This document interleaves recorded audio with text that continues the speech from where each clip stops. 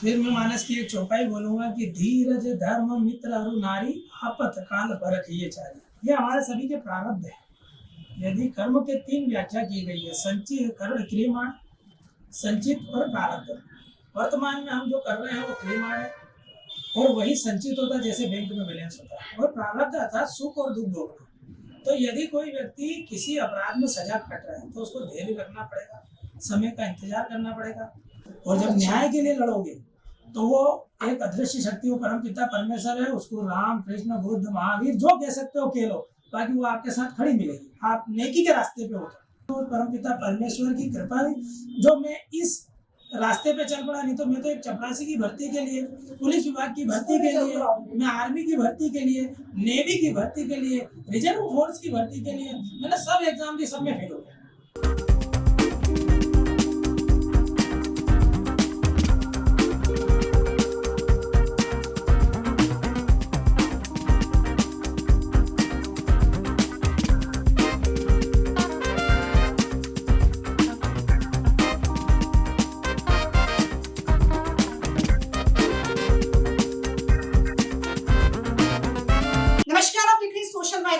को आपके साथ में मैं आज ऐसे व्यक्तित्व के साथ बैठी हूँ जो दलित, पिछड़े या शोषित महिलाओं के हक की बात करते हैं, यानी न्याय की बात करते हैं। लोग उन्हें मसीहा भी कहते हैं। मेरे साथ मौजूद है भलाई संघ के राष्ट्रीय महासचिव मनोज परमार जी। आज उनसे बात करेंगे और जानेंगे कि किस तरीके से वो इस राजनीतिक जीवन में आए, कैसे वो गरीबों के मसीहा बने, कैसे वो काम करते। तो आइए सीधे शुरुआत करते हैं। अखिल भारतीय महासंघ के राष्ट्रीय अध्यक्ष के तौर पर मनोज जी आप काम कर रहे हैं। मेरी शुरुआत का सवाल यही है कि यहाँ तक पहुँचे कैसे, मतलब किसने आपको प्रेरणा दी यहाँ तक पहुँचने के लिए, कैसे आप गरीबों के मसीहा बने? प्रेरणा ईश्वर और गुरु सदगुरु की कृपा से। जब कोई मार्गदर्शक अच्छा मिल जाए, गुरु अच्छा मिल जाए, तो शिष्य की उन्नति होना तय है। सबसे महत्वपूर्ण ये है कि आप किन लोगों के बीच में बैठ रहे हो, किन लोगों के बीच में उठ बैठ रहे हो, किन लोगों से संवाद कर रहे हो और किन को अपना प्रेरणा स्रोत मान रहे हो। यदि आप जिन्हें अपना प्रेरणा स्रोत मान रहे हो तो निश्चित ही आप उनकी तरह कार्य करने लगोगे। बाबा साहब अम्बेडकर को पढ़ने के बाद, महात्मा गौतम बुद्ध को पढ़ने के बाद मेरे जीवन में परिवर्तन आया और एक अलग जगह के लोगों के लिए जिया जाए। मैंने भगवान बुद्ध के बारे में पढ़ा कि वो एक ऐसे राजा थे जिनके लिए उनके पिता ने 3 बड़े महल तीनों ऋतुओं के लिए बनाए थे। 44,000 महिलाएं उन्हें आकर्षित करने के लिए उनके पिताजी ने करी थी कि भाई कोई भी करके मेरे बेटे को वैराग्य हो गया है, तो वैराग्य से लौट कर वो जो है सामान्य जीवन, गृहस्थों का जीवन जिए और वो एक राजा के रूप में इस प्रजा का संचालन करे। किंतु वैराग्य उनको लो लग गई थी। आत्मदीपो भव, खुद के अंदर परमात्मा को खोजने की, परमात्मा को, ईश्वर को खोजने की लो लग गई थी, तो उसको राह पे निकल पड़े थे। दूसरा, उन्हीं से प्रेरित बाबा साहब अम्बेडकर, इनको पढ़ा। बाबा साहब अम्बेडकर अपने जीवन में जितनी कठिनाइयों से गुजरे, उन कठिनाइयों को पार करते हुए जब उनके हाथ में हिंदुस्तान का सबसे बड़ा ग्रंथ लिखने का मौका आया, संविधान लिखने का मौका आया, तो उन्होंने वहां पर बदले की भावना से कोई शब्दों का समावेश न किया। समस्त हिंदुस्तानी को अपना परिवार अर्थात वसुधैव कुटुंबकम, इस भावना के साथ काम किया। क्या महिलाओं के लिए, क्या पुरुषों के लिए, क्या श्रमिकों के लिए, क्या मजदूरों के लिए, हर उस वर्ग के निम्न पहलुओं को छुआ, उनके कल्याण, उनके उत्थान के लिए कार्य किया। राजतंत्र में राजा अपराध करता था, उसे सजा नहीं होती थी। जो प्रजा होती थी, प्रजा के अंदर जो अपराध होता था उनको जाति अनुरूप या वर्ण अनुरूप सजाएं होती थी। हमारा संविधान ये कहता है वो मुख्यमंत्री हो, प्रधानमंत्री हो अथवा विधायक हो या एक ठेला चलाने वाला ही व्यक्ति क्यों ना हो, यदि उसने पाप किया है, दोष किया है, अपराध किया है, तो उसकी जगह जेल में है। आप उदाहरण के लिए अरविंद केजरीवाल और शिबू सोरेन के लड़के हेमंत सोरेन को देख सकते हैं। हेमंत सोरेन जी जो है झारखंड के सीएम है और अरविंद केजरीवाल मुख्यमंत्री है, दिल्ली के मुख्यमंत्री है। तो संविधान की कितनी खासियत है, आप कितने ही बड़े हो, बाकी अपराध आपका, आपने अपराध किया है तो आपके लिए भी वही सलाह है जो एक गरीब आदमी अपराध करता है। उसकी परिस्थितियां कुछ भी हो, एक ठेला गाड़ी वाला हो, एक साइकिल चालक हो या एक चाय बेचने वाला, यदि वो किसी कारणवश अपराध करता तो उसके लिए जो सजा का प्रावधान है वही सजा का प्रावधान मुख्यमंत्री और प्रधानमंत्री के लिए भी। ये सुंदरता है संविधान की। मनोज जी, मैं आपके लेटर पेड को पढ़ रही थी, इसमें एक लाइन लिखी है, संगठित रहो। सुन के तो बड़ा अच्छा लगा, संगठित रहो, पर जब हम लगातार फील्ड पर घूमते हैं तो संगठन की शक्ति में संगठित रहने का भाव नजर नहीं आता है। कहीं ना कहीं, चूंकि आप कैलाश जी के बड़े करीबी माने जाते हैं और कैलाश जी कहते हैं कि आपको उन्होंने शंकराचार्य की उपाधि भी दी। एक बार कहते हैं कि आप जो मंत्र पढ़ते हैं वो किसी ब्राह्मण से कम नहीं। ऐसा क्यों होता है? बाबा साहेब अम्बेडकर की आप लगातार बात कर रहे हैं, ये दलित शोषित, बार बार दलित शोषित के नाम पर ये बात क्यों कही जाती है? क्यों यहाँ पर जाति के नाम से संबोधित किया जाता है? क्या इसको तोड़ना नहीं चाहिए? समझदार होने की कमी भी नहीं है और मूर्खों की भी कमी नहीं है। सबसे पहले प्रश्न का मैं जवाब देता हूँ कि आदरणीय श्रद्धेय मेरे प्रेरणा स्रोत और मेरे मार्गदर्शक श्रद्धेय श्री कैलाश जी विजयवर्गीय, वो प्रफुल्लित मन से मुझसे खुश रहते हैं मेरे मंत्रों से। मैं क्षण भंगुर, मुझे कोई बहुत बड़ा ज्ञान नहीं है, ना मैं आचार्य हूँ ना प्राचार्य हूँ। छोटा सा पंडितों की या ब्राह्मणों की संगत है, मेरे सब मित्र लोग हैं, पंडिताई करते हैं, साधु संगत है। मैं कई सालों तक मैं साधुओं के साथ रहा, तो छोटी मोटी पूजा आती है मुझे भी।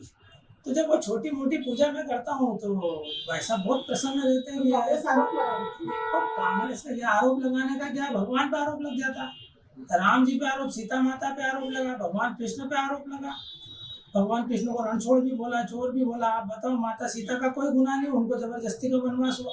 तो आरोप में तो जो मनुष्य है ना वो भगवानों को भी नहीं छोड़ता है, भगवानों को भी नहीं छोड़ता और महापुरुषों को भी नहीं छोड़ता। क्या बाबा साहब अम्बेडकर की प्रतिमा उनके जीते जीते नहीं टूटी होगी? उनके देहांत के बाद में आजादी के 75वें वर्ष में संविधान निर्माता की मूर्तियां आए दिन टूटती है। कोई चश्मा तोड़ देता है, कोई गर्दन तोड़ देता है, कोई उंगली तोड़ देता है लगातार। तो सोचो ये संघर्ष, मतलब घृणा करने वाले लोगों की कमी नहीं है। घृणा ईश्वर से भी लोगों ने करी। आज बताओ, इस हिंदुस्तान में ऐसे कई लोग हैं जो भगवान श्री राम के आलोचक, कृष्ण के आलोचक है, शिव जी के आलोचक है, यहाँ तक कि हमारे सनातन के आलोचक है। तमिलनाडु चले जाओ, तमिलनाडु में वो M.K. स्टालिन, उदयनिधि स्टालिन हमारे हिंदू धर्म को डेंगू मलेरिया हैजा कहते हैं। तो क्या है ये कि क्या हमारा धर्म जो वसुधैव कुटुंबकम सर्वे भवन्तु सुखिनः सर्वे सन्तु निरामया सर्वे भद्राणि पश्यन्तु मा कश्चित् दुर्भाग् भवेत्, अर्थात हमारा ऐसा एकमात्र धर्म है जो सबके कल्याण की कामना करता है। सभी सुखी हो, सभी निरोग हो, सबका कल्याण हो, कोई दुखी ना हो। इसके अलावा कोई ऐसा धर्म नहीं है जो सबके सुखों की कामना करता हो, सबके कल्याण की कामना करता हो, सबके निरोग रहने की कामना करता हो। केवल हमारा धर्म है जो प्रत्येक प्राणी में जीवात्मा अर्थात परमात्मा को जानता है, वह यत्र तत्र सर्वत्र जानता है। सिया राम में सब जग जानी, करहूं प्रणाम जोरी जुग पानी। अर्थात पूरे जग में जितने जीव हैं, जीव जंतु अर्थात जलचर, थलचर और नभचर, 3 तरह के जीव होते हैं। जो जल में रहने वाले, जल के ऊपर पृथ्वी पर चलने वाले और एक आकाश में उड़ने वाले। तीनों ही चीजों में हमारे सनातन धर्म में ईश्वर का वास बताया, परमात्मा का वास बताया है। उसी को कहा ब्रह्मास्मि, अहम ब्रह्मास्मि, अर्थात मेरे में ब्रह्म है, वो सभी में ब्रह्म है। तुम में ही ब्रह्म है, तुम ब्रह्मास्मि, अर्थात तुम में ही ब्रह्म है। और ये जगत पूरा ब्रह्म से व्याप्त है, अर्थात सर्वम खल्विदम ब्रह्मास्मि, अर्थात सभी में ईश्वर का वास है, सभी में ब्रह्म व्याप्त है। और जो इस चीज को समझ गया, वास्तविक ब्राह्मण तो वही होता है, वास्तविक पंडित तो वही होता है जो गधे, कुत्ते, सुअर, बिल्ली, चींटी, मक्खी, हाथी, घोड़े सभी में उस परम पिता परमेश्वर के दर्शन करता हो, सब में समानता देखता हो, समान रूप से उसके दर्शन करता हो कि ये भी जीव मेरी तरह ही है। जितना दुख मुझे होगा उतना ही दुख इसे भी होगा, जितना सुख मुझे है उतना ही सुख इसे भी होगा। जब ये भावना जगती है उसे कहते हैं पंडित, उसे कहते हैं ब्राह्मण। सत्यता तो ये है। मैंने जो मेरे गुरु से सुना, मेरे गुरु परम पूजनीय नंदनदास जी महाराज चित्रकूट में जंगल में तपस्या करते हैं, ब्रह्म ऋषि हैं। मेरे एक और गुरुदेव हैं जिन्होंने रामचरितमानस का मुझे ज्ञान दिया, श्री श्री 1008 महामंडलेश्वर श्री रामभूषण दास जी महाराज, वो नर्मदा उद्गम स्थल पे अमरकंटक में विराजते हैं। तो इन गुरुओं के सानिध्य में मैंने अनेक समय तक मैं रहा और इनके सानिध्य में रह के अध्यात्म मैं पूरा तो नहीं कर पाएगा कि हाँ अध्यात्म की कोशिश जरूर करी मैंने। मतलब ये समझ लो कि मैं अध्यात्म जगत में नर्सरी का, मुझे लग रहा है कोशिश में आप बहुत मैं नर्सरी का छात्र हूँ। अध्यात्म के जगत में मैं नर्सरी का छात्र हूँ। मैं बस इससे ऊपर नहीं गया अभी तक। पर यहाँ तो नर्सरी तक की पढ़ाई नहीं है अध्यात्म में, कई लेता हूँ आप पढ़ चुके हैं नर्सरी। परम पिता परमेश्वर की कृपा होती है ना, जहाँ पर कृपा राम की हुई ता पर कृपा करे सब कोई। तो बिनु सत्संग विवेक ना होई, राम भजन रामायण दोई। मतलब बिनु सत्संग, सत्संग तो बिना परम पिता परमेश्वर की इच्छा के होता नहीं है। तो आप राम जी का भजन और रामायण का पाठन तो बिना ईश्वर की इच्छा से नहीं होता है। तो ये परम पिता परमेश्वर की कृपा रहती है। आप बताओ, वाल्मीकि जी आदि कवि कहलाए, सबसे पहले कवि थे। उसके पूर्व में वो डाकू रत्नाकर के रूप में थे। गुरु गोरखनाथ जी उनको दर्शन दिए, वहां से गुजर रहे थे। जब वो उनको लूटपाट किए तो उन्होंने बताया कि भाई तुम ये सब किस लिए कर रहे हो। उन्होंने बोला मेरे बीवी बच्चों को पालना। तो आप इस कर्म का जो पाप फल है वो क्या आपके परिवार वाले भोगेंगे? आप ये पूछ के आ जाओ, मैं खड़ा हूँ, मेरा सामान ले जाओ सब। तो डाकू रत्नाकर अपनी पत्नी और अपने बच्चों के पास चले गए। उन्होंने पूछा कि मैं आप कहोगे पेट पालन पोषण के लिए, जीवन यापन के लिए लूट चोरी डकैती करता हूँ, लोगों को मारता हूँ, तो इस कर्म में, इस पाप कर्म में क्या आप मेरे साथ नरक भोगोगे? तो पत्नी ने भी मना कर दिया, बच्चों ने भी मना कर दिया कि भाई हम आपके पत्नी भी है और बच्चे भी हैं और आपको हमारा पालन पोषण करना है। आप क्या करके लाते हो, उनको पालन पोषण करते हो, उससे हमको कोई लेना देना नहीं। आप मेहनत करो, मजदूरी करो। आपको हमने तो नहीं बोला कि चोरी करो और मार काट करो और हमारा पालन पोषण करो। तो ये बात जब उनको हृदय में लगी तो कहते हैं ना कि शब्द जो है, शब्द के हाथ पांव नहीं होते और शब्द तलवार से गहरा घाव करता है। तो जब ये शब्द उनको लगे तो उन्होंने तुरंत वैराग्य, परिवार छोड़ दिया, वैराग्य में आ गए। तो उन्होंने बोला गुरु गोरखनाथ जी को कि मैं उनकी शरण में चले गए कि भाई मैं क्या करूँ, अब मेरे परिवार वाले तो इस पाप कर्म में साथ नहीं और मैंने तो हजारों लाखों हत्याएं कर चुका हूँ। तो उन्होंने ऐसा करो, आप राम राम बोलो। तो उनसे राम निकल नहीं रहा था क्योंकि जीवन भर तो मार काट करते हैं। तो उन्होंने बोला कि बोले मैं राम शब्द नहीं बोल सकता। बोले राम शब्द से आपका उद्धार हो जाएगा। तो उन्होंने ये नहीं बोल सकता। तो गुरु गोरखनाथ ने उनको उल्टा शब्द बोला, अच्छा तुम लोगों को मारते हो तो मरा मरा तो बोल सकते हो? तो हाँ मरा मरा मर जाता है, मैं मारता हूँ तो मर जाता है आदमी, उसमें क्या। पहले मरा मरा बोलो। तो वो लगातार मरा मरा मरा मरा मरा मरा करते रहे। इसलिए गोसाई तुलसीदास जी ने 1631 में लिखा कि उल्टा नाम जपा जग जाना, वाल्मीकि भाई ब्रह्म समानार्थात। जब उल्टा नाम जप के ब्रह्म ऋषि बन गए तो जब सीधा सीधा नाम जपेंगे तो नैया तो पार होगी ना। राम से याद आया, भारतीय जनता पार्टी लगातार राम का नाम लेके धर्म की राजनीति तो भरपूर करती है। हाँ। लेकिन अयोध्या जैसी जगह पे हार जाना अपने आप में एक सोच का विषय है, क्योंकि कई भारतीय जनता पार्टी के वरिष्ठ नेता इस बात को उठा रहे। सत्यनारायण सत्तम भी इस बात को बड़ी प्रमुखता से कह रहे हैं। अच्छा, चूंकि आप इतनी सारी बातें कह रहे हैं तो सवाल ये भी उठता है कि जो राम को लाए हैं हम उनको लाए। आपको लगता है कि भारतीय जनता पार्टी का कोई ऐसा व्यक्तित्व है जो राम को धरती पर? ये उनका दास भाव है, मित्र भाव नहीं है। हम हमारे घर में अभी गणपति चतुर्थी आ रही है, हम गणपति को लेने जाएंगे तो हम क्या बोलेंगे, हम गणपति जी लेकर आ रहे हैं, हम गणपति जी विराज रहे हैं। ये तो आप बात गलत कर रहे तो हैं। ये बात सत्य है कि नहीं? अच्छा, आप गणपति जी पूछती हो? हाँ। गणेश चतुर्थी को गणपति लाओगे तो गणपति आपको लाए कि आप गणपति को लाए? ये था जो राम को लाए हैं हम उनको लाएंगे और अब हम राम को लाए हैं। अगर पर्सनल तौर पर भी मैं बात करूं तो मैं भगवान राम को बहुत मानती हूँ मनोज जी। जब भगवान राम का मंदिर का उद्घाटन हुआ, जब नरेंद्र मोदी जी इसको कर रहे थे तो बड़े प्रसन्नता की बात थी। वाकई ये काबिले तारीफ है कि भारतीय जनता पार्टी ने अयोध्या का मंदिर बनवाया, पर अयोध्या का हार जाना क्यों? अयोध्या में कैकेयी नहीं थी? अयोध्या में कैकेयी नहीं थी? देखो, निशाचर राक्षस एक वृत्ति है। ये राक्षस ऐसे नहीं होते कि उनको बड़े बड़े सींग हो, बड़े बड़े दांत हो, बड़े बड़े नाखून हो, रीछ भालू की तरह दिखते हो। ये एक वृत्ति है, देवता एक वृत्ति है। आप जब एक गरीब का भला करते हो तो आप में देवात्मा का वास है। और जब आप किसी गरीब का शोषण करते हो, उस पर अत्याचार करते हो, मतलब आपकी ये राक्षस वृत्ति है। यही राक्षस आदिकाल में भगवान राम जी का जब राम राज्य था, राम काल था, उनका कार्यकाल था, रामायण कार्यकाल था, उस समय राक्षसों थे, बाहु सुबाहु थे, रावण थे उस समय भी मारीची थे, ऐसे कई राक्षस हुए, ताड़का थी, पूतना थी, ये सब हुए। भगवान कृष्ण थे तब भी राक्षस थे। आपका इच्छा था किसी ने? तो राक्षसों की वृत्ति, ये राक्षस वृत्ति यहाँ पर ऐसे मनुष्य है, आज 4-4 साल 8-8 साल की बच्चों के साथ जो गलत कार्य हो रहे हैं वो मनुष्य थोड़ी कर रहा है, मनुष्य नहीं कर रहा है, वो कर रहा है राक्षस ही कर रहा है। मतलब उनके भीतर जो राक्षस वृत्ति है वो कर रही है। और जब इन्हीं बच्चों को गोद लेके उनका पालन पोषण करके कोरोना जैसे क्षेत्र में जब व्यक्ति अपनी जान पे हथेली पे लेके ऐसे कोरोना वाले मरीजों का इलाज कराना, उनके दाह संस्कार करना, जब पत्नी ने पति से हाथ लगाने से मना कर दिया, जब बेटी ने पिता की अर्थी को हाथ लगाने से मना कर दिया, तब ऐसे कई पुरुष हैं जिन्होंने उनके माता पिता ऐसे कोरोना के मरीजों का दाह संस्कार किया। वो देवात्मा है।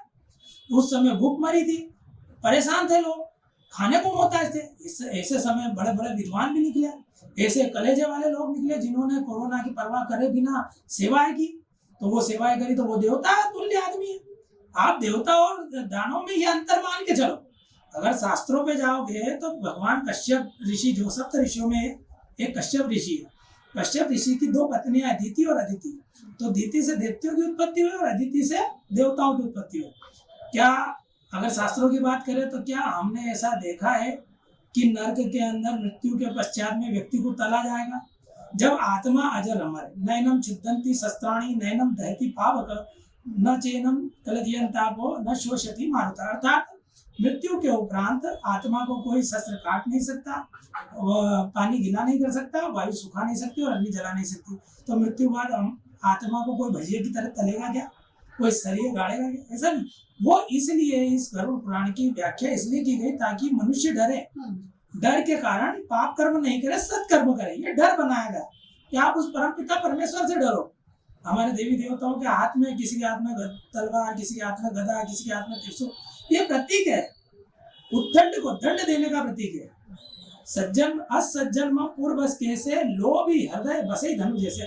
ये भगवान श्री राम ने विभीषण को कहा जब विभीषण लंका छोड़ के अपने फंसा है। सुंदरकांड की वो सुंदर छुपाई है। तो उन्होंने बताया कि तुम जैसे असज्जन में मूर्वस कैसे लोभी हृदय बसे धनु जैसे, जैसे एक लोभी व्यक्ति के हृदय में धन का वास होता है, उसे ही वैसे ही एक सज्जन पुरुष मेरे हृदय में वास करते हैं। उन्होंने ये तो नहीं बोला कि तुम जटाजूट धारण कर लोगे तो वास करोगे। तुम्हारा हृदय निर्मल होना चाहिए, पवित्र होना चाहिए। अर्थात तुम सज्जन हो, तुम निर्मल हो, तुम्हारा पवित्र भाव है, पवित्र आत्मा है, पवित्र मन है, तुम सभी में परमात्मा का वास देखते हो, मतलब तुम मेरे हृदय में वास करने लायक हो, मेरी मित्रता के लायक हो। तो भगवान ने उनसे मित्रता करी। जब ये बात आती है, जब न्याय की बात आती है, खास करके जिस संघ का आप नेतृत्व कर रहे हैं, उस संघ की जब बात आती है तो कई लोग आपके पास पहुंचते हैं। और मैंने भी देखा है ये चीज, आप सरकारों से डरे बिना बैठ जाते हैं धरने पर। क्या आपको डर नहीं लगता? क्योंकि भारतीय जनता पार्टी की सरकार लंबे समय रही है, और क्या आप इसी तरीके से सरकारों के अगेंस्ट जाकर के भी अपने संघ के लोगों को न्याय दिलाते रहेंगे? साँझ को क्या आज सत्य परेशान हो सकता है, पराजित नहीं। मैं पुनः एक सुंदरकांड की 2 चौपाई बताता हूँ कि सुमति कुमति सबके उर रही, नाथ निगम पुराण अस्कई। जहाँ सुमति तहाँ संपत्ति नाना, जहाँ कुमति तहाँ विपत्ति निदाना। सुमति कुमति अर्थात सद्बुद्धि और दुर्बुद्धि दोनों भगवान देख के रखता है। अकेला संगठन अखिल भारतीय भलाई महासंघ नहीं है, ऐसे कई समाजों के कई संगठन है। बाकी वो स्वार्थ हित में अपना भरण पोषण, अपनी बैलेंस शीट बनाने में अगर लगे हैं, तो ये मैं किसी भी संगठन पर आरोप प्रत्यारोप नहीं कर रहा हूँ। मैं प्रत्येक मनुष्य के विषय में अपन चर्चा कर रहे हैं कि लोगों के लिए परमार्थ करना। आप इस कबीर आए इस जग में जग हंसा हम रोए, और करनी ऐसी कर चले कि जग हम हंसे जग रोए। ये कबीर साहब का दोहा है कि हम जब इस जग में जन्मे तब लोग हंस रहे थे, तालियां बजा रहे थे, बधाइयां दे रहे थे माता पिता को। तो हम ऐसी करनी क्यों ना करें जिससे हम हंसते हुए जाएं और जग रोना चाहिए कि यार ये अच्छा आदमी गया। तो ये कैसे होगा? परमार्थ करने से, कल्याण करने से। परमार्थ अर्थात परहित धर्म सरिस नहीं भाई, पर पीड़ा सम नहीं अदमाई। परहित धर्म मतलब पराये लोगों का हित करना, गरीब लोगों का हित करना, निर्धन लोगों का हित करना, रोगियों को दवाओं की व्यवस्था कराना, जो गरीब मजदूर शोषित वंचित कमजोर तबका है उसकी मदद करना। और उसके लिए वो परमपिता शक्ति देता है। पार्टी की हिम्मत नहीं है शक्ति देने की। और जब न्याय के लिए लड़ोगे तो वो एक अदृश्य शक्ति, वो परमपिता परमेश्वर है, उसको राम कृष्ण बुद्ध महावीर जो कह सकते हो कह लो, बाकी वो आपके साथ खड़ी मिलेगी। आप नेकी के रास्ते पे हो तो, बदी के रास्ते पे हो तो केवल लोग साथ में रहेंगे, वो अदृश्य शक्ति आपके साथ नहीं रहेगी। तो कहीं ना कहीं मुझे ऐसा लगता है कि वो परमपिता परमेश्वर की कृपा, जो मैं इस रास्ते पे चल पड़ा, नहीं तो मैं तो एक चपरासी की भर्ती के लिए, पुलिस विभाग की भर्ती के लिए, मैं आर्मी की भर्ती के लिए, नेवी की भर्ती के लिए, रिजर्व फोर्स की भर्ती के लिए मैंने सब एग्जाम दी, सब में फेल हो गया। मैं चपरासी में, इस चपरासी में ही मुझे नहीं अटेंड किया मेरी, जबकि कक्षा 12वीं से मैंने क्लियर करा था और डिमांड थी उसमें रिक्त स्थान कि 8वीं पास चाहिए, भर्ती की नौकरी नहीं मिली। 10वीं पास व्यक्ति को पुलिस विभाग में ले रहे थे, मैं 12वीं क्लियर करके गया, नहीं लिया।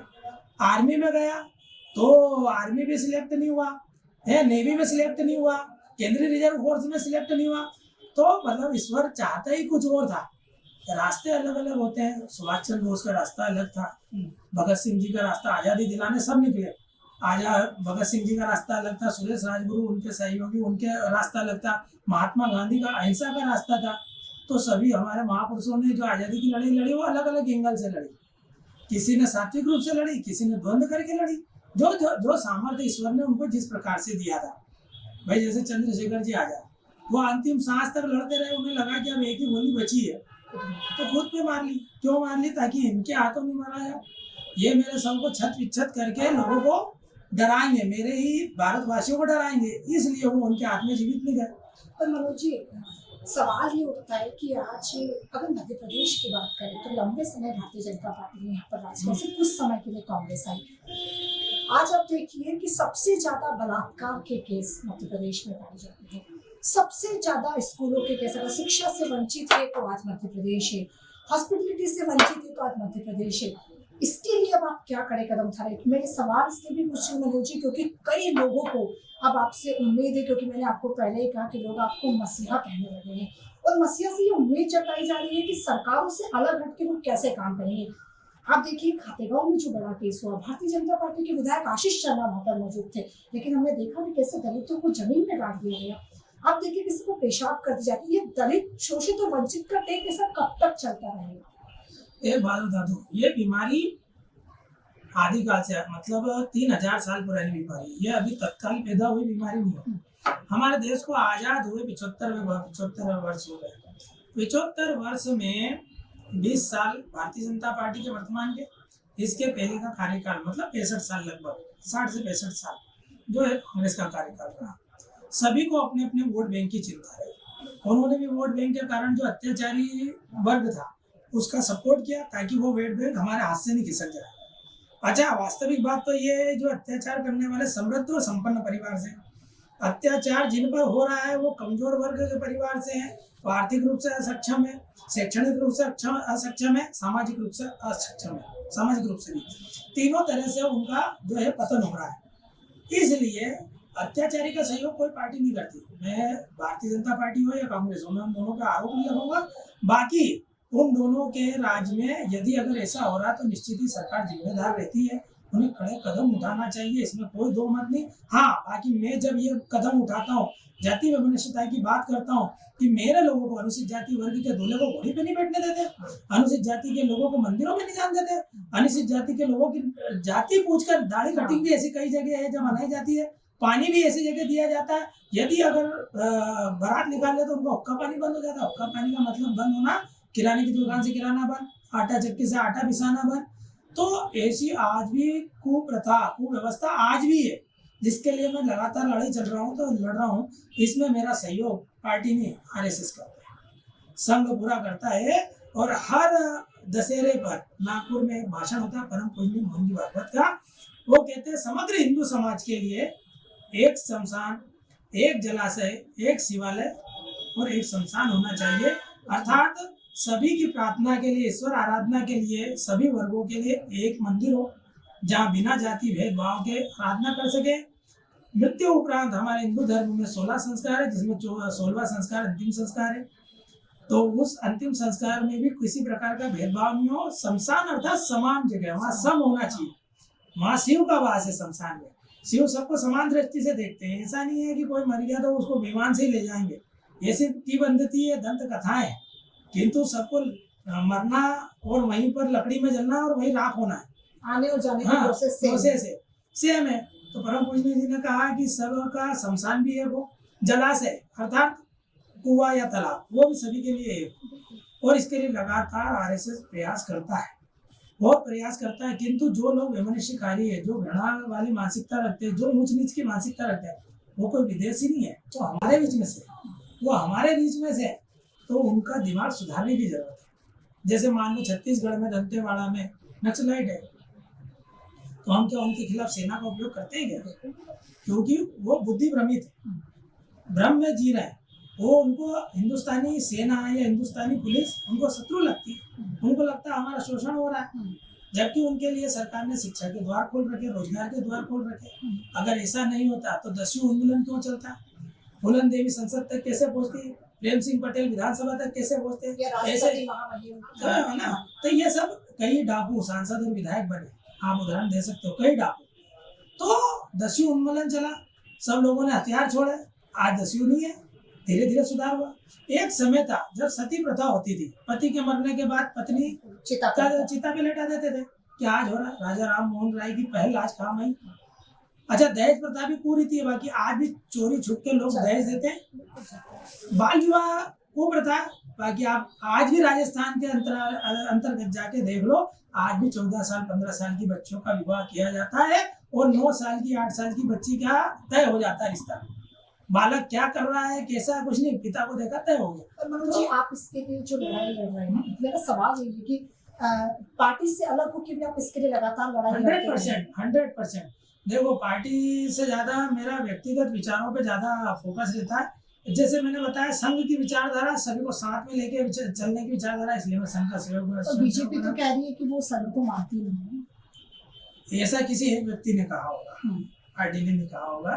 यदि वो एक व्यक्ति, किसी ने अगर इस तरह का दुस्साहस किया है, तो फिर ये तो बड़े लोग और बड़ी बातें होगी, क्योंकि संघ जो है मात्र संस्था है।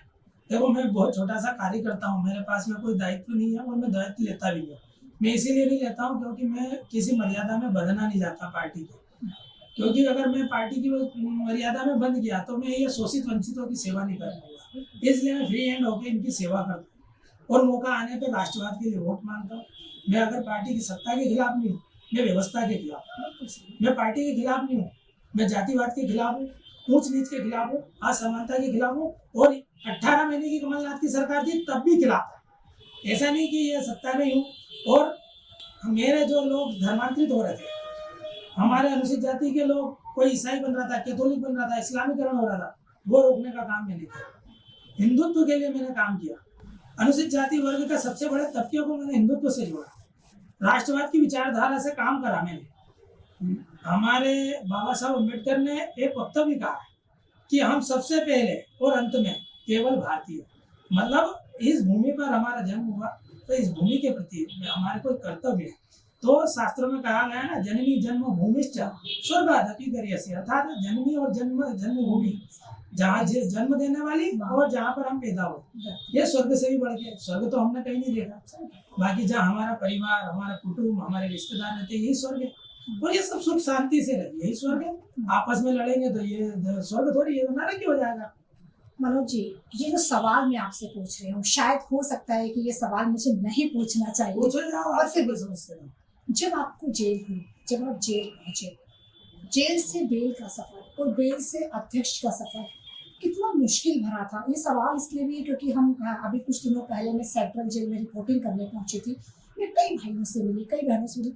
मनोज जी, वो इतने परेशान थे, इतने डिप्रेस्ड थे, और वो लगातार ये बात कह रहे थे कि इससे बाहर कैसे निकला जाए और बाहर आकर के कैसे समाज के लिए काम किया जाए, चूंकि आपने ये कार्य किया है, हमने देखा है। कांग्रेस चाहे कितने भी आरोप लगाए इस बात पर मीडिया होने के नाते भी, और मैं मेघा जैन होने के नाते भी ये बात कह सकती हूँ आज, जब हम लोगों से बात करते हैं कि आप जो कार्य कर रहे हैं गरीबों के मसीहा बनकर, तो बस मैं ये चाहती हूँ कि उन लोगों को एक बार बताएं जो किसी भी विषम परिस्थिति में जेल में पहुंचे हो, तो कैसे वापस से अपने जीवन को जिया सकते, आपने इसको कैसे जिया, ये सवाल करते हैं। फिर मैं मानस की एक चौपाई बोलूंगा कि धीरज धर्म मित्र अरु नारी आपत काल परख ये चारी। ये हमारे सभी के प्रारब्ध है। यदि कर्म के 3 व्याख्या की गई है, संचित, क्रियमाण, संचित और प्रारब्ध। वर्तमान में हम जो कर रहे हैं वो क्रियमाण है, और वही संचित होता है जैसे बैंक में बैलेंस होता है, और प्रारब्ध अर्थात सुख और दुख भोगना। तो यदि कोई व्यक्ति किसी अपराध में सजा कट रहा है तो उसको धैर्य रखना पड़ेगा, समय का इंतजार करना पड़ेगा। क्या महाभारत काल के दौरान जब पांचों पांडवों पे आपत्ति विपत्ति उनकी पत्नी को उनके सामने नग्न कर दिया गया, तो क्या वो हथियार नहीं उठा सकते थे? किंतु उनको मालूम था कि अब बंधन में बन चुके हैं, वचन के बंधन में बन चुके हैं, हमने प्रॉमिस किया है। तो उन्होंने 13 साल वेट किया, 14वें साल में अपना वनवास, 12 साल का वनवास और 1 साल का अज्ञातवास पूरा करके आए। 14वें साल में अपनी भूमि मांगी, नहीं देने पर भगवान कृष्ण को दूत के रूप में भेजा। भगवान कृष्ण ने कहा कि आप 5 पांडवों को केवल 5 गांव दे दो, आप इंद्रप्रस्थ मत दो, हस्तिनापुर मत दो, पूरा विश्व आपका, 5 गांव दे दो। तो दुर्योधन ने कहा कि सुई की नोक पर पड़ी हुई धूल के कण के समान हम जगह नहीं देंगे पांडवों को। हाँ। और फिर उन्होंने सबसे बड़ा पाप किया कि उस परम पिता परमेश्वर योगेश्वर को बंदी बनाने का कुंठित प्रयास किया। तो उसके कारण भगवान भी बोले जाको प्रभु दारुण युग दे था कि मति पहले गई, तो बोले ये तो मरेगा, इसके कुटुंब को भी लेके मरेगा। और वही हुआ।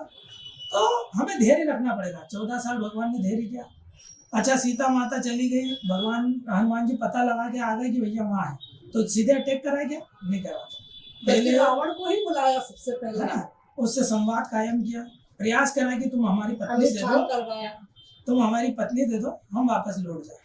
अंगद को पहुंचाया, उसके पहले हनुमान जी जाके संदेश देकर आए। उसके बीच में भी एक सुख करके निशाचर था, उसके हाथों भी चिट्ठी पहुंची थी कि भाई जाके समझा दो। जब बारंबार समझाने के बाद में रावण नहीं माना, तो अंत तो गत्वा, बुराई का अंत तो बुरे से ही होता है। तो इसलिए भगवान ने कहा कि विनय न मानत जलधि जड़, गए 3 दिन बीत, और बोले राम सकोप तक, भय बिना कोई न प्रीत। तो ये जो है ना ताकत इसलिए ईश्वर ने दी है, भय बिना प्रीत नहीं होती। ताकतवर लोगों को कोई गाली नहीं बकता है, ताकतवर लोगों पे कभी अत्याचार नहीं होता, कमजोर भी होता है। कभी भी शेर की बलि नहीं दी जाती, इसकी बकरे की दी जाती है। कोई बकरा कमजोर है, वो विरोध नहीं कर सकता, शेर की देखे देखो मालूम पड़ जाएगा। तो ये इतना अंतर होता है। तो अगर जेल में जो बंदी हैं, जो कैदी हैं, उनके लिए तो प्रेरणा स्रोत के रूप में आज़ादी के पहले जितने भी हमारे महापुरुष हुए, ऐसा एक महापुरुष का नाम बता दो जो जेल में गया। सभी ने जेल गए और जेल से आत्मज्ञान प्राप्त किया है, अध्यात्म किया, उसके बाद में अपने जीवन की तरक्की करी। आत्मज्ञान के लिए एक होता है जंगल, वहाँ एकांतवास होता है। अध्यात्म के लिए, योग के लिए, आत्म अनुभूति के लिए।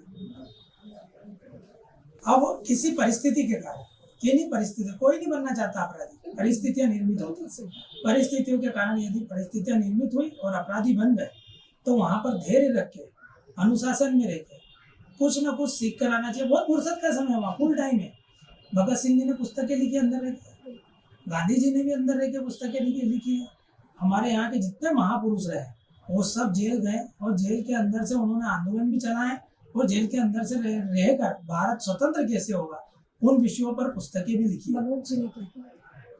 मैंने अध्यात्म में थोड़ी सी रिसर्च करी और मैंने ये जब बाबा साहब को पढ़ा तो जो दलित शोषित वंचित वाला विषय था, ये पहले जब तक मैं अध्यक्ष नहीं था मुझे नहीं मालूम था कि हमारे साथ ऐसा भेदभाव होता है कि बराबरी में बैठने का भी हक नहीं। ऐसा आप देखो स्वासरा के ग्रामीण अंचलों में, आगर के ग्रामीण अंचलों में आज भी हमारे को राम मंदिर में प्रवेश नहीं। इंदौर के आसपास के गाँवों में कई शमशानों में प्रवेश, हमारे मुर्दे को जलाने नहीं देते, राम मंदिर में प्रवेश नहीं करने देते। तो मैं समानता के लिए लड़ा और समानता के लिए लड़ा, बाकी धर्म में रहकर लड़ा। धर्म बुरा नहीं है, धर्म में रहने वाले लोग बुरे और अच्छे होते हैं। कोई भी जाति बुरी नहीं होती, वो भले भलाई समाज हो, रविदास समाज हो, विश्वकर्मा हो, सुनी हो, सुनार हो, माली हो, फूल माली हो, या अग्रवाल हो, ब्राह्मण हो, क्षत्रिय हो, वैश्य हो, कोई बुरा नहीं है। उन जातियों में जन्मे हुए लोग अच्छे और बुरे होते हैं। आज मैं भले समाज में जन्मा हूँ, तो अगर मैं कुछ पाप करता हूँ, दुष्कृत्य करता हूँ, तो उसकी सजा समाज थोड़ी भोगेगा। समाज तो अच्छा है, समाज सभी अच्छे हैं, समाज में रहने वाले लोग अच्छे और बुरे होते हैं। आप बताओ, गोसाई तुलसीदास जी का जन्म हमारे इसमें ही हुआ। आप रत्नाकर जी का जन्म हमारी हिंदू संस्कृति में हुआ। वहीं से आपने ये मन बना लिया कि अब मुझे दलित शोषित और वंचितों के लिए आगे बढ़ना। बिल्कुल बिल्कुल बिल्कुल, इसमें कोई दो मत नहीं।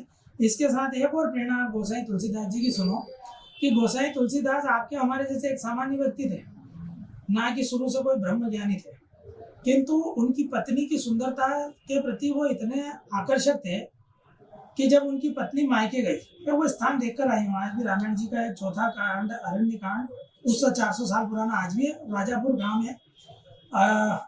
चित्रकूट से 40 किलोमीटर दूर पे यमुना जी है। यमुना के किनारे राजापुर गांव है, वहां पर गोसाई जी का जन्म हुआ। और नदी के पार उनकी पत्नी का जो है रत्नावली थी उनकी पत्नी, उनका वहां पर निवास था। वो मायके चली गई थी। अचानक कामों मन हुआ, बारिश हो रही थी, नदी पे पूर आ रही थी, पत्नी से मिलने की अगाध इच्छा थी, तो वो कुछ बिना समझे वो बाढ़ वाले पानी को पार कर गए। इतना प्रेम जागा कि उसके प्यार में अंधे हो गए। और एक मुर्दा तो तैरते हुए जा रहा था, मुर्दे को हाथ पकड़ के वहां तक पार कर गए। पार करने के बाद उन्होंने साकल खटखटाई तो कोई उठा नहीं, भारी बारिश थी, बारिश खूब हो रही थी। तो एक सांप लटक रहा था उनकी सीढ़ियों से और मचान से, गच्छी से, तो वो सांप को रस्सी समझ के चल गया। और जब उनकी पत्नी ऊपर से देखी कि यार मेरे पति कितने मेरे प्रेम में, बोले सांप को रस्सी पर पकड़ के आ गए ऊपर। बोले तुम मूर्ख तो नहीं हो यार, कि ये क्या तरीका है तुम्हारा? मैं आने वाली थी 2-4-8 दिन में आ जाती, अभी इतनी बारिश हो रही, तुमको कुछ हो जाता तो तुम्हें आना नहीं चाहिए। तो उन्होंने बोला मैं आपके बिना नहीं रह सकता हूँ, बहुत प्रेम था उनको।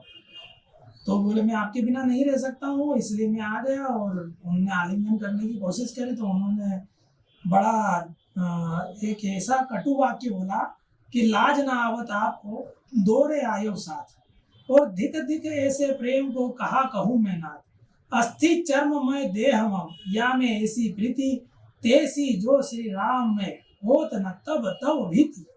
अर्थात उसका ये था कि लाज ना आवत आपको मतलब तुम्हें शर्म नहीं आती, दोरे आए हो साथ मतलब मेरे पीछे पीछे चले आ गए। और धिक धिक ऐसे प्रेम को मतलब धिक्कार है तुम्हारे प्रेम को, कहा कहूँ मैं नाथ, और क्या कहूँ कि धिक्कार है तुम्हारे ऐसे प्रेम को। अस्थि चर्म मय देह मम, अस्थि मतलब हड्डी और मांसपेशियों से, रक्त मज्जा से बना हुआ ये शरीर है जिसके प्रति आपका इतना आकर्षण है। अस्थि चर्म मय देह मम या में ऐसी प्रीति, अगर ऐसी प्रेम आप श्री राम से करते तो होत न तब तब भीति, मतलब तुम्हारा बेड़ा पार हो जाता, आप तर जाते। तो वो जो शब्द है उनके हृदय स्थल पर ऐसे लगे, तीर से ज्यादा चुभने वाले लगे। उन्होंने तुरंत अपनी पत्नी का त्याग कर दिया और भगवान श्री राम की शरण में चले गए। और पत्नी की याद में रत्नावली एक नाम की एक पुस्तक लिख दी और प्रभु की तपस्या में, उनकी प्रभु की भक्ति में श्री रामचरितमानस लिखा हुआ। तो हर किसी को कुछ न कुछ त्याग करना पड़ा महान बनने के लिए। महापुरुष इतनी आसानी से नहीं बना जाता, त्याग करना पड़ता है। बाबा साहब अम्बेडकर ने अपने 4 पुत्रों का त्याग करा। गोलमेज कॉन्फ्रेंस में जाकर आपको वोट देने का अधिकार लेके आया। क्या प्रजातंत्र के पहले रानी का बेटा राजा होता था, वोट देने का अधिकार नहीं था। ये लेकर आए गोलमेज कॉन्फ्रेंस से, आपको मत देने का अधिकार लेकर आए। आज राजा भी आपके दर पे चौखट पे नाक रगड़ता है कि वोट दे देना, मुझे जिता देना। देख लो राजमहल के जितने घराने के जितने राजा लोग हैं सब रगड़ते हैं। नहीं तो पहले तो सुनता था बेटा जो है भाई धृतराष्ट्र का बेटा युधिष्ठिर वो है दुर्योधन बन गया राजा, उसमें अक्ल हो या नहीं हो है। तो धृतराष्ट्र अंधा है, वो संचालन नहीं कर सकता पुत्र मोह में, वो बन गया राजा। तो रानी का बेटा उसके कोख से राजा बनता था। ये जो नाकेबंदी करी बाबा साहब के संविधान ने करी, उनके विचारों ने करी कि सभी समान है। अब अगर कोई राजा चुना जाएगा तो वोटों से चुना जाएगा, मतों से चुना जाएगा। तो ये सब प्रेरणादायक प्रसंग है। तो इन प्रसंगों के कारण आपके विचारों में, मानसिकता में बदलाव आता है। आपको कुछ करने के लिए, अन्य लोगों के लिए करने की प्रेरणा मिलती। आप ये बताओ, मनुष्य के अलावा मनुष्य केवल सेविंग अकाउंट रखता है, बैंक बैलेंस रखता है, अनाज गोदाम भर के रखता है। यहाँ पर ढेरों लाखों 84 लाख योनियां बताई गई है हमारे हिंदू धर्म में। कौन सा जीव है साहब जो अनाज का गोदाम भर के रखता है, जो बैंक बैलेंस बना के रखता है, जो अपने लिए वस्त्रों के भंडार करके रखता है? एक पक्षी का नाम बता दो। इंसान है सिर्फ, केवल इंसान है ना, बाकी एक भी पक्षी को भूखे मरते देखा? उस परमपिता परमेश्वर को हाथी को मण और चींटी को कण, सबकी व्यवस्था वो परमपिता परमेश्वर करता है। और ऐसा सरकारें भी सोच रहे तो बहुत अच्छा होता। भगवान उनको सद्बुद्धि दे। मनोज जी, अभी हाल में मोहन यादव की सरकार ने बहनों को 250 रुपए तोहफे में देने के, मैं इसका कड़ा विरोध करती हूँ। इसके कड़ा विरोध इसलिए करती हूँ मनोज जी, आप बताइए इस महंगाई वाली सरकार में क्या 250 रुपए में बहनें राखी बांध लेंगी? जिस तरीके से वो कह रहे हैं कि 250 रुपए तोहफा दे रहे हैं, ये तो तोहफा नहीं धोखा हो गया बहनों के साथ। आप इसको कैसे मानते हैं? राजनीति से परे हटके ये सवाल का जवाब दीजिए। नहीं, इसके पहले के सरकारों ने तो 2.5 रुपए भी नहीं दिए ना, ये 250 दे रहा है। इसके पहले वो जो 1500 के साथ में शायद 250 इंक्लूड है, ऐसा कुछ है क्या? 1250 के साथ 250 तो 1500 हो गए, 1500 रुपये हो गए। तो इस 1500 का महत्व, वह बहन जो शीतला माता बाजार चौक में खड़ी होती है, वह बहन जो सुबह उठ के लोगों के घर बर्तन मांजने जाती है, वह बहन जो लोगों के घर झाड़ू और पोछा करने जाती है, वह बहन जो चंदन नगर के मजदूर चौक पे खड़ी होती है, इस 1500 का महत्व वो बता सकती है। इस 1500 में 3 महीने की बच्चों की फीस भरी जा सकती है। इस 1500 में दिवाली के कपड़े सिले जा सकते हैं, मिठाइयाँ आ सकती है, बच्चों के लिए जो भी पर्याप्त चीजें वो आ सकती है। इस 1500 में 5वीं तक की क्लासों की पुस्तकें आ सकती है, बॉल पेन आ सकते हैं। प्रदेश के पर व्यक्ति पर 50,000 रुपए का कर्ज भी बढ़ गया। ये सरकार की समस्या है। सरकार, मैंने अभी बताया, राजा को प्रजा का पालन करना है। वो कैसे करेगा? वो उसका नैतिक कर्म होता है कि नैतिक धर्म है कि मेरी प्रजा ना भूखी रहे, ना वंचित रहे, किसी चीज को लेकर वंचित नहीं रहे, ना घर को लेकर, ना पैसे को लेकर और ना कपड़ों को लेकर। हमारे यहाँ पे शुरू से लड़ाई हो रही रोटी, कपड़ा और मकान की। इन तीनों की व्यवस्था माननीय मोदी जी ने शौचालय की व्यवस्था करी, इज्जत घर बनाए, आवास की करी, प्रधानमंत्री आवास योजना के तहत। इसके पहले की सरकार भी चाहती तो कर सकती थी, नहीं करा। आज ये 1500 रुपये दे रहे हैं, इसके लिए साधुवाद, क्योंकि ये जिनके पास है उनके लिए तो इस 1500 की कोई वैल्यू नहीं। जिनके पास नहीं है उनके लिए ये बहुत बड़ा तोहफा। भाई बहुत नाराज है कि बहनों को दे रहे हैं, भाई को जेब से 450 की चमकी 1200 में जा रही है। ऐसा है, भाइयों ने नाराज इसलिए नहीं होना चाहिए कि उनका तो शुरू से आदिकाल से पुरुष प्रधान हमारा समाज रहा है। बताओ, जितनी यातनाएं महिलाओं ने झेली, उन्होंने झेली क्या? बताओ, महिलाओं ने तो बहुपत्नी प्रथा जैसी झेली। मुस्लिम समाज में उन्होंने 3 तलाक और हलाला जैसे जुल्म झेले। हमारे यहाँ पर ताकतवर लोगों ने 4-4, 8-8 पटरानियाँ रख ली, 10-10 पटरानियाँ रख ली। तो इस तरह महिलाओं का शोषण हुआ। महिलाओं को पढ़ने का अधिकार नहीं, राजनीति करने का अधिकार नहीं, उनको नौकरी करने का अधिकार नहीं। ये सब आज़ादी के पहले हुआ ना। तो अब कितना भारत सुधर गया, अब कितना सुधर गया कि हमारे यहाँ पर महिलाएं राष्ट्रपति बन रही है, वित्त मंत्री बन रही हैं, और यहाँ तक कि मुख्यमंत्री बन रही हैं। तो महिलाओं को कितनी तवज्जो मिली, महिलाओं को पावर मिला। अच्छा, एक्चुअल में महिलाएं घर का संचालन करती है, घर की मुखिया महिला ही होती है। कायदे से देखा जाए तो बच्चों की परवरिश करना, अपने पति की देखभाल करना, अपने सास ससुर की देखभाल करना। तो महिला को हमारे यहाँ सर्वमान्य अधिकार दिए गए और उसी को हमने माँ का दर्जा भी दिया और कन्या के रूप में भी पूजा है ना। तो ऐसा कहा गया है, जहाँ पर स्त्रियों की पूजा होती है वहां पर देवता रमन करते हैं, वास करते हैं।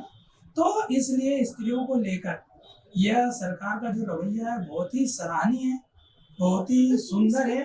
तो इसकी तो हम प्रशंसा करेंगे। अगर महिलाओं के लिए वो इतना सोच रहे हैं तो उसके लिए तो तरफदारी करेंगे, इसमें तो कोई दो मत नहीं। हाँ, अगर कहीं त्रुटि है, अगर असमानता है, तो उसके लिए हम सरकार की आलोचना करने में भी कतई देर नहीं लगाएंगे। मैंने आपको पहले भी कहा, कांग्रेस हो या भाजपा बुरा काम करेगी तो विरोध करना हमारा नैतिक कर्तव्य है, हमें विरोध करना चाहिए। मनोज जी, मेरा आखिरी सवाल, चूंकि हम जिस तरीके से मैं नशे पे लगातार काम कर रही हूँ, इंदौर के आप हर जगह जगह क्षेत्र में, चाहे 2 नंबर हो चाहे 1 नंबर हो, मनोज जी, आज वो 12 साल का बच्चा जो व्हाइट पाउडर पीता है, जो नशा कर रहा है, इसको कैसे रोका जा सकता है? क्योंकि सरकारें आती है जाती, पर नशे पे लगाम नहीं रख पा रही है। हाल ही में हालांकि कैलाश जी ने एक बड़ा स्टेटमेंट दिया, 11:30 बजे इंदौर बंद करने का जो आह्वान किया, मैं इससे पूरी तरह सहमति रखती हूँ। पर 11:30 बजे इंदौर बंद करने से क्या नशा बंद हो जाएगा? आप नशे पर कैसे काम कर रहे हैं? एक बात बताओ, जैसे कि 12 साल का बच्चा हो या 15 साल का हो या 20, नशा कर रहा है, ये आपको दिख रहा है, वो नशा आ कहाँ से रहा है? हाँ, बड़ा सवाल। आप जड़ मूल में काम नहीं करते, आप ऊपरी ऊपरी बात करते हो। जड़ मूल में काम करो। अगर मजबूती से काम करना है, सुधार करना है, तो जड़ से काम करना पड़ेगा। आप उसकी जड़ों में जाओ कि नशा कहाँ बिकता है, कौन बेचता है, कहाँ से उत्पत्ति हो रही, कौन लेकर आ रहा। तो क्या हमारा पुलिस प्रशासन क्या कर रहा है? यदि नशा बिक रहा है, नशा बिक रहा है मतलब नशा हो रहा है, मतलब नशा बिक रहा है। हाँ। तो बिक रहा है तो मतलब पुलिस क्या सोई हुई है? उनकी गुप्तचर एजेंसी क्या कर रही है? उनकी जो इंटेलिजेंस है वो क्या कर रही है? अगर पाउडर आ रहा है, चरस आ रहा है, गांजा आ रहा है, अगर ये स्मेक आ रही है, तो ये क्या पुलिस को मालूम है? तो इंटेलिजेंस का मतलब क्या हुआ? हाँ पुलिस तो ही भाई क्या हमारे क्या कैलाश जी जो ढूंढेंगे, नहीं क्या बिल्कुल अन्य अन्य नेताओं को ढूंढने निकलेंगे क्या नशे के क्षेत्र? तो फिर प्रशासन किस लिए? प्रशासन का काम है ना अपराध रोकना, अपराध रोकना, अपराधों पे लगाम कसना, लॉ एंड ऑर्डर। ये किसकी व्यवस्था है? पुलिस व्यवस्था। पुलिस प्रशासन इसके लिए जिम्मेदार है। यदि नशा बिक रहा है और नशा हो रहा है और नशे के कारण अपराध हो रहा है तो इसके लिए प्रशासन जिम्मेदार है, ना कि कोई व्यक्ति विशेष जिम्मेदार है, ना किसी प्रकार का लीडर जिम्मेदार है। लीडर तो बोलेगा भैया पकड़ो, वो बोल रहे हैं कि हम पकड़ रहे हैं, बाकी पकड़े में नहीं आ रहा, जानकारी में क्यों नहीं है? अरे आप देखो कितने बड़े आश्चर्य की बात है, हमारी इंटेलिजेंस है, इंटेलिजेंस को यही नहीं मालूम कि पाउडर कहाँ से आ रहा है, इसमें कहाँ से आ रहा है। कितनी भारत हास्यास्पद का बात है। भविष्य खराब हो रहा है उन चीज से। हाँ? मतलब कहीं ना कहीं उनका तालमेल रहता है, हाँ बिल्कुल बड़ी बात आपने कही। प्रशासन के लोगों का तालमेल रहता हो, जब भी वो पकड़ाते नहीं। अच्छा पकड़ के कुछ खाना पूर्ति कर देते हो। भाई 50 जगह बिक रहा है, 5 जगह पकड़ के खाना पूर्ति कर दी, 45 जगह चल रहा है। मनोज जी इसके लिए आवाज उठाते हैं। 100%। ऐसा कौन सा बुरा काम है जो हो नहीं रहा है? रोकथाम के लिए न्यायपालिका है, प्रशासन है, किंतु हो सभी रहा है, सभी हो रहा है, बताओ। तो उसके लिए पार्टी या कोई नेता जिम्मेदार नहीं है। बहुत अच्छी तरीके से संचालित हो रहा है। पहले और अब में जमीन आसमान का अंतर है। रोजगार के अवसर बढ़े, रोजगार मिले हैं, युवाओं के लिए शिक्षा की बुनियादी व्यवस्थाएं अच्छी हुई है। पहले से बहुत अच्छे तरीके से कॉलोनियों का वैधीकरण हुआ है, सड़कों का निर्माण हुआ है।